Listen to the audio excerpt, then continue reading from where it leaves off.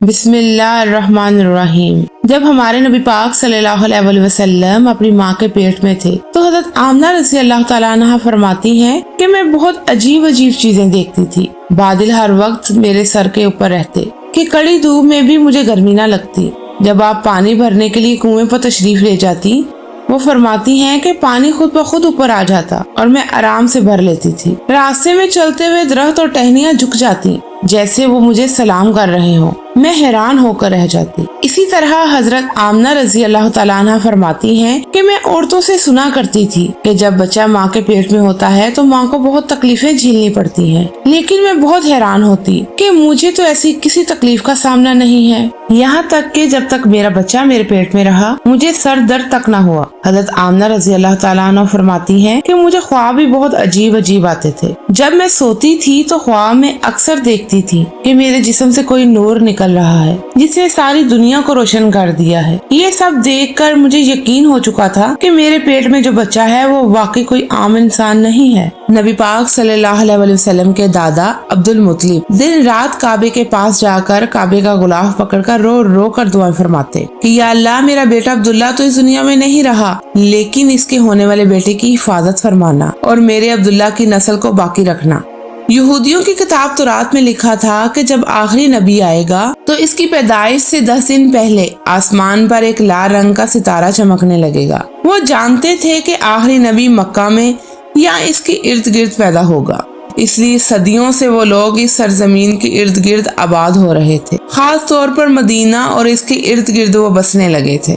آخر ایک رات یہ لال رنگ کا ستارہ ان کو آسمان پر نظر آ گیا۔ اسے دیکھ کر یہودیوں کے عالم نے یہودیوں کو جمع کیا اور کہا، دیکھو آسمان پر وہ لال رنگ کا ستارہ چمکنے لگا ہے، اس کا مطلب ہے کہ وہ آخری نبی آنے والا ہے۔ جا کر معلوم کرو کہ مدینے میں کس کے ہاں لڑکے کی پیدائش میں 10 دن بچے ہیں۔ یہودی اس کھوج میں لگ گئے۔ انہوں نے مدینے میں جا کر پتہ لگایا کہ کس کے ہاں بچے کی پیدائش میں 10 دن بچے ہیں، لیکن ان کو مدینے میں ایسا کوئی بچہ نہ ملا، کیونکہ کسی کے ہاں بچے کی پیدائش میں بھی 2 ماہ باقی تھے تو کسی کے 3 ماہ۔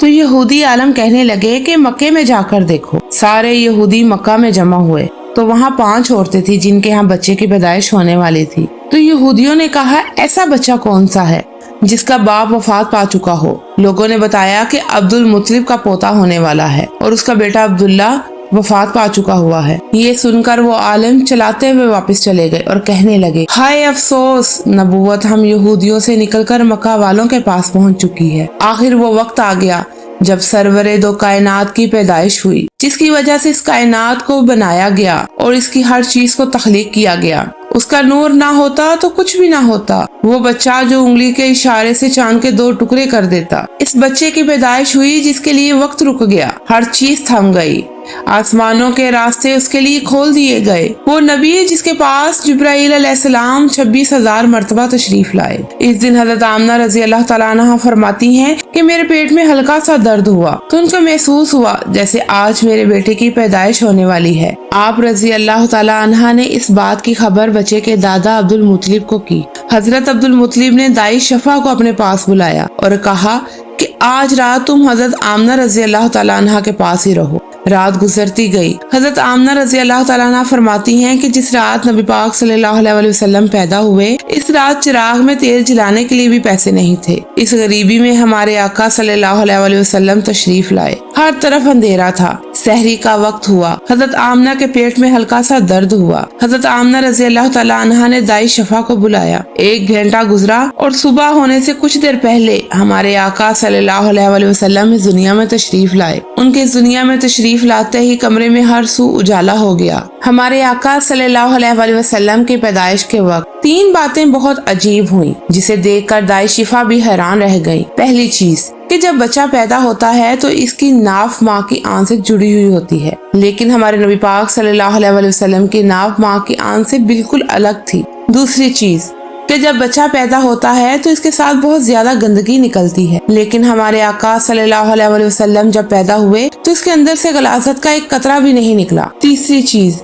جب لڑکا پیدا ہوتا ہے تو اس کا ختنہ نہیں ہوتا، لیکن ہمارے آقا صلی اللہ علیہ وسلم جب پیدا ہوئے تو آپ صلی اللہ علیہ وسلم کا ختنہ مبارک ماں کے پیٹ میں ہی ہوا تھا، دنیا میں آپ کا ختنہ نہیں کیا گیا۔ یہ دیکھ کر حضرت شفا رضی اللہ تعالیٰ عنہ گھبرا گئیں اور حضرت آمنہ رضی اللہ تعالیٰ عنہ سے کہنے لگی کہ اے آمنہ، میں نے ساری زندگی ایسا بچہ نہیں دیکھا۔ حضرت شفا رضی اللہ تعالیٰ عنہ نے آپ صلی اللہ علیہ وسلم کو زمین پر لٹایا۔ زمین پر لیٹتے ہی ہمارے آقا صلی اللہ علیہ وسلم نے ایک جھٹکے میں کروٹ بدلی اور گھٹنے ٹیک کر سجدے میں چلے گئے۔ یہ دیکھ کر حضرت آمنہ رضی اللہ تعالیٰ عنہ اور دائی شفا بھی حیران رہ گئیں۔ 15 منٹ تک آپ صلی اللہ علیہ وسلم سجدے میں ہی رہے اور پھر سیدھے ہوئے۔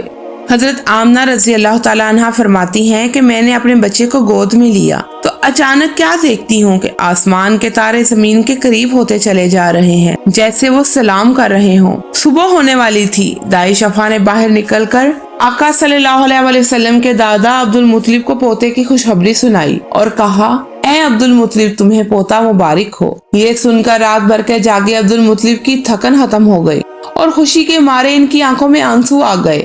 دائی شفا جیسے ہی حضور پاک صلی اللہ علیہ وسلم کو باہر لے کر آئیں تو نظر پڑتے ہی سب کے ہوش اڑ گئے۔ اس قدر خوبصورت بچہ پیدا ہوا ہے۔ سارے چچا بھی دیکھ کر بہت خوش ہوئے۔ ابو لہب کی باندی نے جب ابو لہب کو جا کر بتایا کہ اے ابو لہب، تجھے بھتیجا مبارک ہو، تو ابو لہب نے خوش ہو کر اپنی باندی صوبیہ سے کہا، جا، میں نے تجھے اپنے بھتیجے کی خوشی میں آزاد کر دیا۔ حضرت عبد المطلب نے ایک پوتے کو گود میں لیا اور کعبہ کی طرف چل پڑے۔ اہل مکہ بھی آپ کے پیچھے پیچھے تھے۔ کعبہ کے پاس پہنچ کر عبد المطلب نے اللہ تعالیٰ سے دعا مانگی کہ اے اللہ، میرے پوتے کو سلامت رکھنا، اسے زندگی میں بڑا انسان بنانا۔ وہ یہ نہیں جانتے تھے کہ ان کا پوتا وہ انسان ہے جس کی خاطر اس دنیا کو بنایا گیا۔ انہوں نے پوتے کا نام محمد رکھا۔ اہل مکہ یہ نام سن کر کہنے لگے، اے عبد المطلب، ایسا عجیب نام تم نے اپنے پوتے کا رکھا ہے، ہم نے تو آج تک ایسا نام نہیں سنا۔ حضرت عبد المطلب نے جواب دیا کہ اے لوگو، تمہیں کیا پتا، میرے پوتے کی ایسی شان ہوگی کہ لوگ اس کے پیچھے چلیں گے۔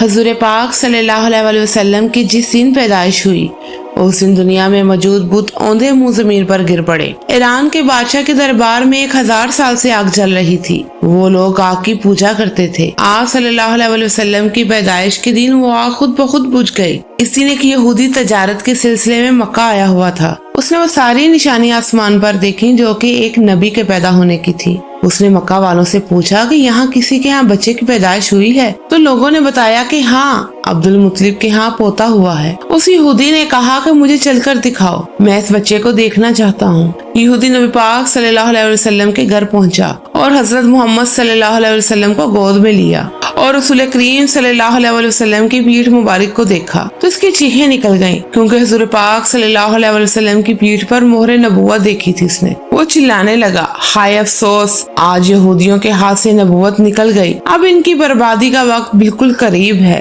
ایک دفعہ نبی پاک صلی اللہ علیہ وسلم مدینے میں صحابہ کرام رضی اللہ تعالیٰ عنہ کے ساتھ بیٹھے ہوئے تھے کہ آپ کے چچا حضرت عباس رضی اللہ تعالیٰ عنہ فرمانے لگے کہ اے اللہ کے رسول، مجھے تو بچپن میں ہی معلوم ہو گیا تھا آپ بڑے ہو کر بہت بڑے انسان بنیں گے۔ آپ صلی اللہ علیہ وسلم نے فرمایا، اے چچا جان، آپ کو کیسے پتا؟ حضرت عباس رضی اللہ تعالیٰ عنہ نے فرمایا کہ جب آپ 2 ماہ کے تھے تو ایک رات میں نے آپ کو چارپائی پر اکیلے روتے ہوئے دیکھا، تو میں نے آپ کو چپ کروانے کی بہت کوشش کی تو آپ نے میری طرف نہیں دیکھا بلکہ اچانک آسمان کی طرف دیکھ کر مسکرانے لگے، تو میں نے بھی آسمان کی طرف دیکھا تو میری نظر حیران رہ گئی۔ میں نے دیکھا کہ چاند آپ کی انگلی کے اشارے پر ناچ رہا ہے، آپ جدھر انگلی لے کر جاتے ہیں چاند بھی ادھر ہی ہو جاتا ہے۔ یہ منظر دیکھ کر میں سمجھ گیا تھا کہ آپ کوئی عام انسان نہیں ہے۔ حضور پاک صلی اللہ علیہ وسلم نے فرمایا، اے چچا جان، آپ ٹھیک کہتے ہیں، چاند بچپن میں مجھے کہانیاں سناتا تھا اور میرے ساتھ کھیلتا تھا۔ قربان جاؤں اس نبی پر کہ جس کی ماں غربت کی وجہ سے اس کو کھلونے نہیں لے کر دے سکتی تھی، لیکن اللہ پاک نے چاند کو ہی اس کے لیے اس کا کھلونا بنا دیا، اور وہ چاند جو کہ دنیا کو روشن کرتا ہے آپ صلی اللہ علیہ وسلم کی انگلی کے اشارے پر ناچتا رہا۔ سبحان اللہ۔